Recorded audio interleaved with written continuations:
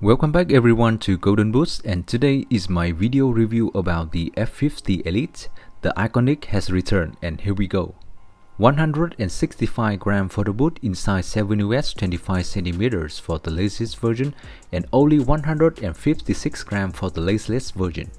You didn't hear it wrong. For FG football boots, I used to wear the X Speedflow 0.1, Speedportal 0.1, Crazy Fast 0.1. All of them are 7 US. As for the Plus version like the Speedflow Plus and Crazy Fast Plus, I wear shooter size at 7.5 US. The newest upper named Fiber Touch, and I agree with many of you that it is soft. A blend of previous X generation with the softness similar to the X Speedflow 0.1, but the firmness from the outer layer is somewhat similar to the X Crazy Fast Plus. I think the thickness is comparable to the X Speedflow Plus as well. It's like gathering all the good features from previous models and combining them into one perfect edition. When touching the upper material, it feels a bit plasticky, but I assure you it will become soft soon. However, there is a difference between two versions. The limited purple colorway has a slightly thicker and softer coating compared to the white colorway. This leads to a question I have noticed that you guys discussing. Does it feel like the next generation of X rather than F50? In my opinion, that's just a concern for those who play with the F50 in the past and still feel nostalgic. For me, this new upper is amazing, feel fantastic. According to the information from the brand, the internal liner made of textile material, but the midfoot is covered with sticky silicone layer. Only when touching the liner at the toe box area, I clearly feel the exposed textile layer. The boot shape looks fast and very impressive with the low and pointy toe box, no longer a raised and boxy toe box like the X Speedportal 0.1 and Crazy Fast 0.1. In addition, we have the spring web technology, which are small micro textures that are colored. You can see they are gathering at high density in the toe box area and a bit on both sides. The friction is noticeable, but to say it is easy to peel, I think it's not. The durability of the 3D texture is expected to be good. There is one point that caught my attention, which is the white version. These particles stand out more and have higher level of friction compared to the purple colorway. The U-throat construction, but the tongue is not standalone anymore. ADIDAS call it compression fit tunnel tongue. You can see that both sides of the tongue have been elongated and attached to the sole. When touching this material, it feels very soft, but in the middle and on both sides of the extended strips, they are reinforced with soft TPU material to maintain the shape at necessary points. For the laceless version, we have the prime knit textile tongue, which feels luxurious and elastic when touched. But for those with narrow feet, remember they might not feel tight for you. At first, I think that we attached to the name F50, it should be a lace boot, not laceless. Honestly, if it were called the X instead of F50, that's fine. But F50 laceless? Wow, at first that sounds wrong. Maybe I just felt like that when the F50 first came back. After a while, I will get used to it. But anyway, I have to admit that the boot looks good. The spring frame 360 outsole no longer has a hard plastic reinforcement at the front or any carbon piece. Maybe those of you who like the X will miss this point a little, but the plastic piece inside under the insole is still there. This outsole have slightly more responsiveness than the F50 ID0 in 2014. And a bit less than the X, but more flexible and agile. More conical studs make it easier for you to turn and giving a more classic experience if you miss the old day of F50. When unboxing, you receive an additional pair of comfort insoles. They are thicker, more cushioned and weigh about 5 grams more than the speed insoles that come with the boots. Just a small amount of weight, so I don't know what to use them for. Maybe in long term when the boots are stretched, I might think about it. It takes a little effort to put the boots on for both versions.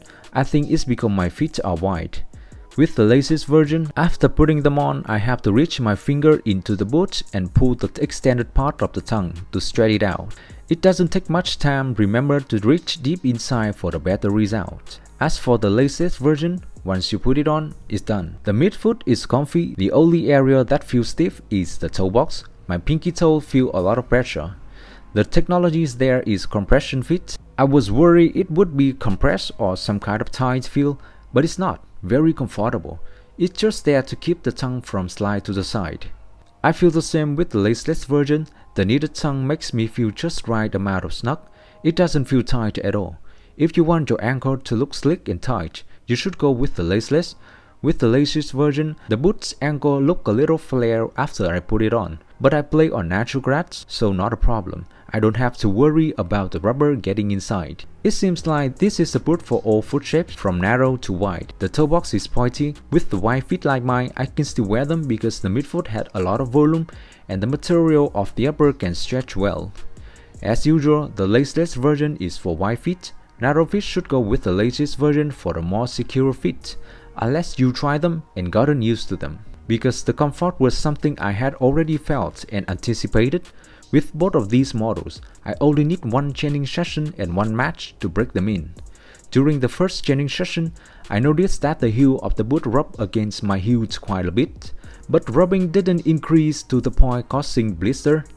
The midfoot was tight and my pinky toe were stiff, but these feelings gradually decreased each time I put them on. By the second chaining session after the match, I was able to move around, accelerate, and change direction without any discomfort. The outsole also broke in quickly. I felt softer and more flexible than the Predator, so there is less responsiveness, right?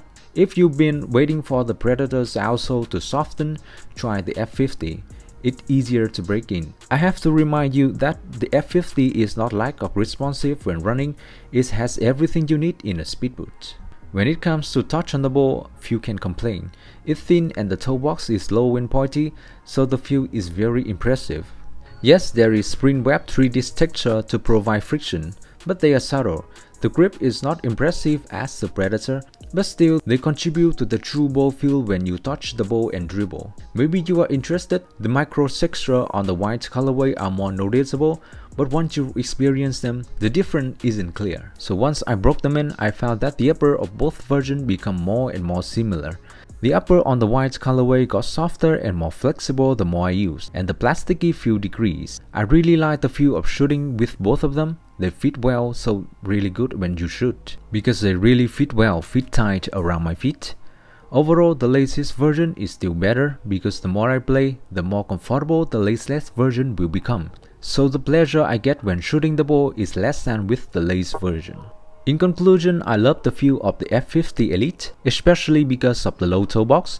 Feels like the previous F50, like the X-Speed Flow X-Ghosted. I really love that kind of form. I also feel the upper is thin, wrapped closely around my feet and good lockdown. As you guys can see, others reviewers said they have problem with the heel lockdown or the toe box is not tight fit. They can feel the space, they can wiggle their toe easily. I think that's because they will not go down half a size compared to the Predator and Copper.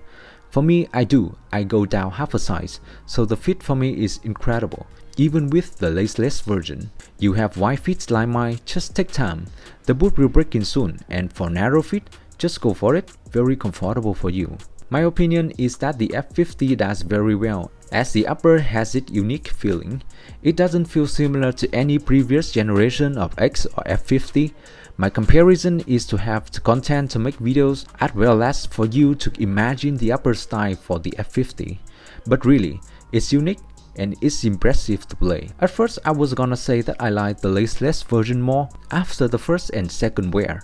The fit was really good, but just after the third time I used them, the toe box area right here at the end of the tongue got softer and didn't hug my feet tight, while the laces version still have the laces to do the job. But that's not overstretched or over soft. The form, the fit, the lockdown is still there. It's just the feeling when shooting or passing. I feel the laces version is better. My feet are 25.5 cm long and 10.5 cm wide. For these, I'm going down half a size at 7 US 25 cm. So that's my video review about the F50 Elite. If you try them and have different experience than me, please share your opinion in the comment section right down below. Right here you can see there's a playlist of my video in English. Click if you wanna see more. Thank you for watching and I'll see you in the next video. Don't forget to subscribe.